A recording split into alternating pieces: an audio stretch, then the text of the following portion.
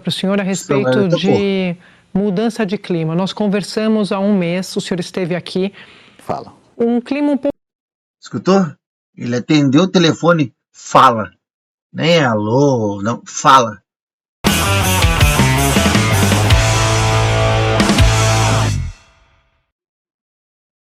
Fala, pessoal. Bom demais. Aqui a gente vai ver o Carlos Viana dando uma entrevista para Sadi, da Globo News, né? Petista, né? Todo mundo conhece.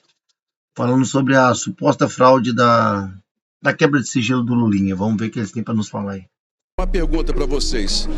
É justo que a gente tenha nomes citados, independentemente se filho do presidente ou não, e nós blindarmos aqui na CPMI todo o processo de votação, ele segue o que a secretaria determina. Eu segui ipsilitris desde o começo. O governo tentou derrubar a pauta toda, perdeu no voto, a pauta inteira foi aprovada. Eu cumpri com a minha obrigação com o Brasil, gente. A gente abriu o programa aqui hoje falando da CPI mista do INSS, que aprovou a quebra de sigilo do filho do presidente Lula, um dos filhos, né? O Fábio, conhecido como Lulinha, e a confusão que isso gerou. A gente vai conversar agora com o senador Carlos Viana, que é o presidente da CPI, está do lado da nossa Elisa Claveri. Boa tarde aos dois. Senador, muito obrigada mais uma vez pela participação aqui. O senador Randolfo Rodrigues falou conosco mais cedo, dizendo que foi um golpe, que eles tinham maioria, mas que o senhor deu ganho de causa à minoria. Aí, ainda bem que o senhor está aqui para poder explicar o que aconteceu de fato nessa sessão confusa hoje. Boa tarde. Boa tarde, Sadi. Boa tarde a todos que nos acompanham do estúdio e telespectadores. Bem, o governo chegou com uma estratégia de votar em bloco todos os requerimentos para derrubar a pauta. O governo quer, de todas as maneiras, que eu coloque em votação nomes que não têm nenhuma ligação com a CPMI, porque não estão dentro do nosso escopo de investigação. Só que essa manobra, ela é arriscada, porque você tem que ter maioria de votos. O que aconteceu? Foi feita uma confirmação de presença, que é a confirmação de quórum, 31 apareceram para votar. Quando nós colocamos em votação, eu coloquei em votação a aprovação ou não da pauta de hoje, o governo tinha que, no mínimo, apresentar 15 votos presentes para poder derrubar a pauta. Apresentaram 7. Eu contei 2 vezes regimentalmente, em voz alta, o número de votos. Estão apresentando 2 vezes. Ele contou 2 vezes, tá falando aqui. Tem gente que tem fraude, falando que nem todo mundo... Na verdade, a turma está falando que foi fraude pelo fato que tinha mais pessoas em pés do que ele contou. Mas presta atenção.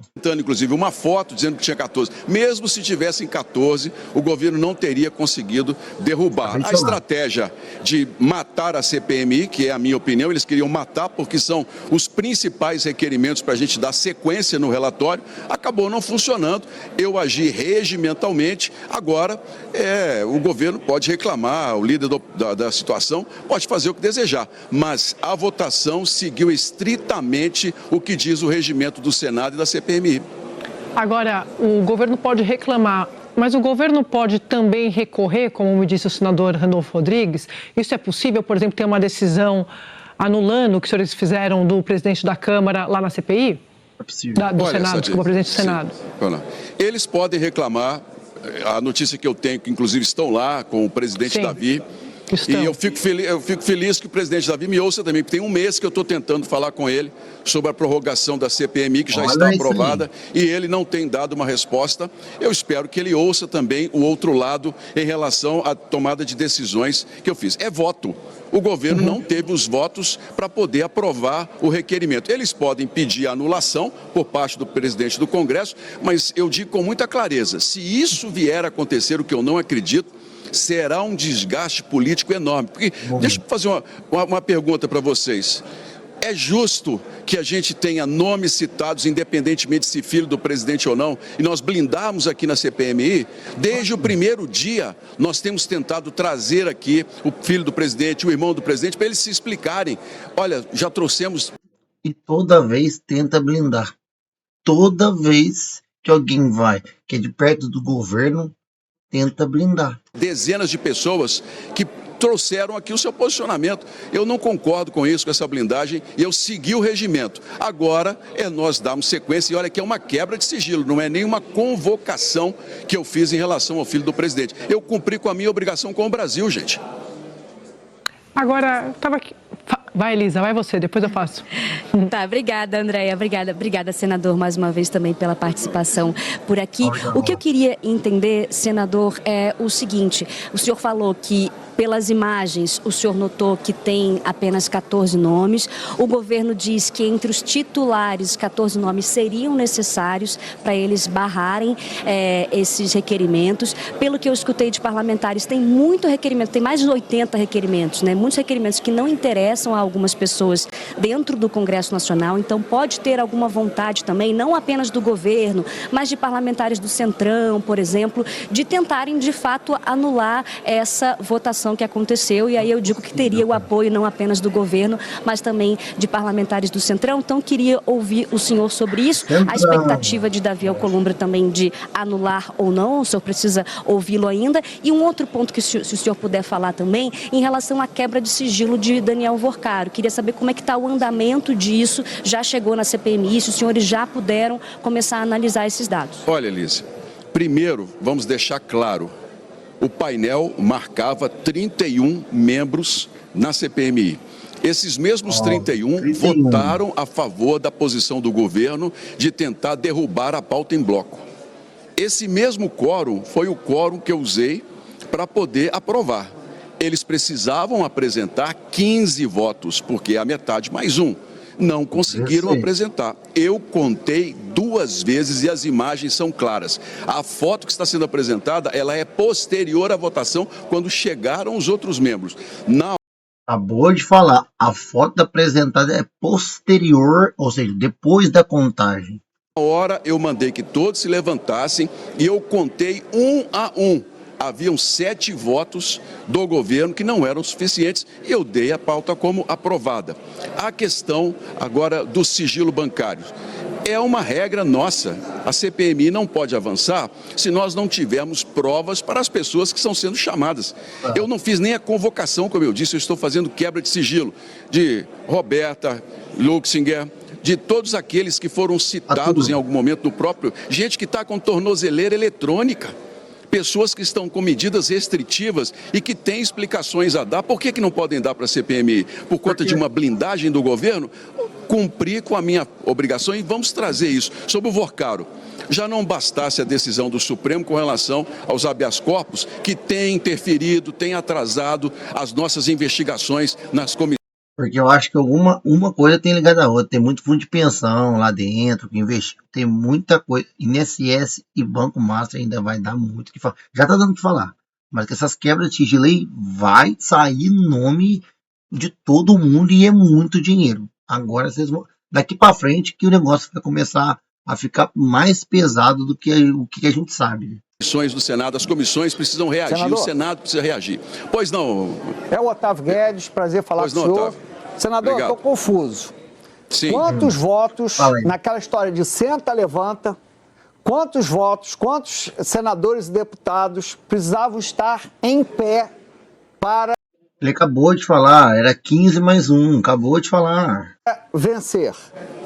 15. Mas sabe por que ele não tá, sabe por que ele não sabe? Porque ele tá mexendo no celular o tempo todo. O cara tá falando e tá no celular o tempo todo. Não presta atenção no que o cara tá falando, cara. 16. 31 estavam...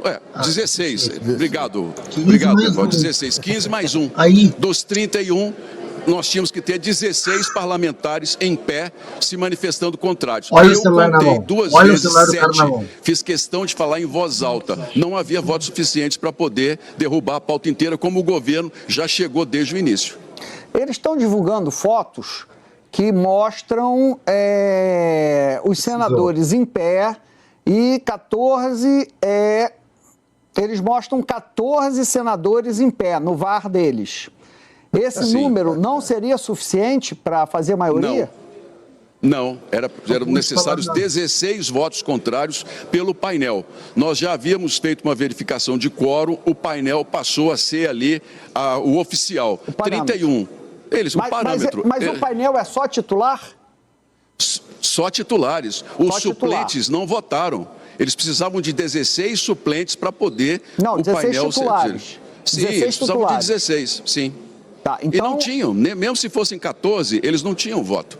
entendi. Então, o senhor está se baseando num quórum de 31 titulares e que, portanto, precisariam de 16 titulares em pé, é isso? Exatamente, é exatamente isso que a Secretaria Exato, tem que ter um voto maior contrário. Se é 31, tem que ser 16, jovem.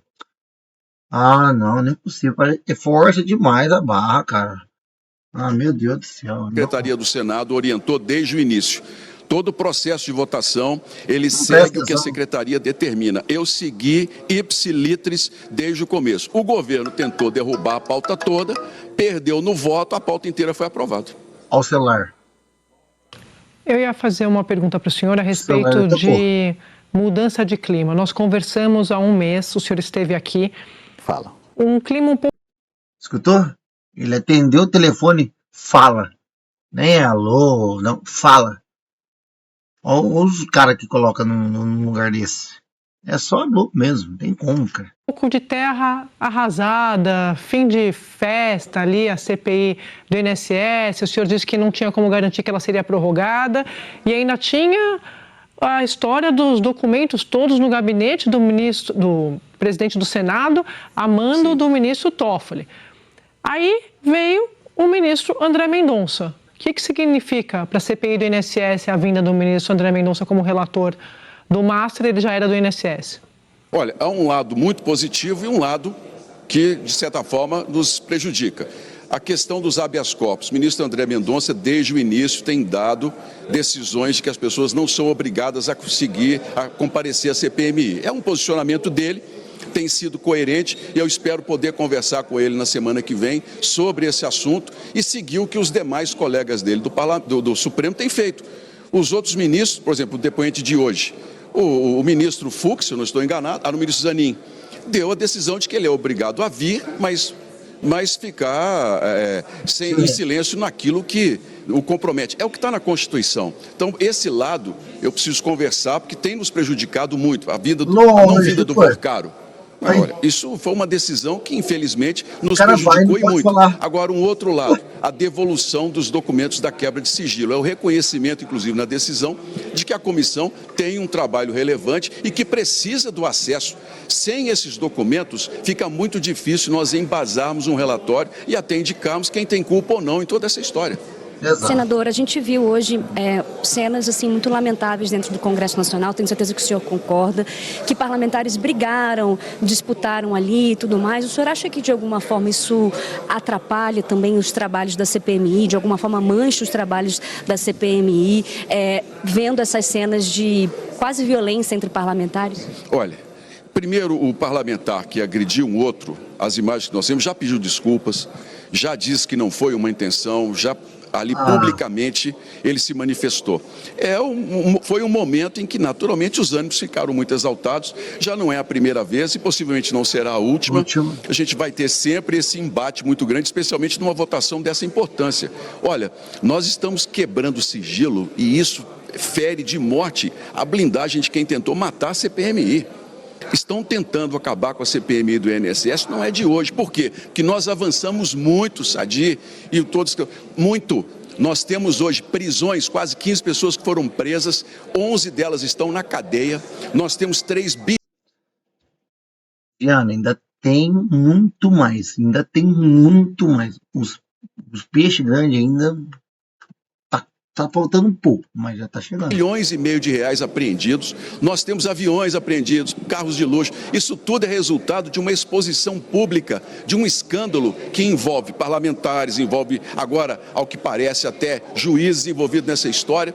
E isso, hoje, o governo tem muito medo e sabe que quanto mais tempo essas pessoas ficarem na cadeia, mais a chance de delação pode acontecer. E nas delações, aquilo que se tenta ocultar acaba aparecendo de uma forma ou de outra. Senador, eu vou liberar o senhor tem muito trabalho aí. Obrigado. Por favor, eu sei como... Eu acho que o Carlos Viana nessa mandou muito bem, demais. O repórter não estava prestando atenção, estava ali pesquisando imagens na internet. O cara estava pesquisando na internet. telefone tocou em cima da entrevista, atendeu falando fala. Ó, a Globine tá fraca, fraquíssima. Carlos Viana, segue em frente, meu parceiro. É nóis.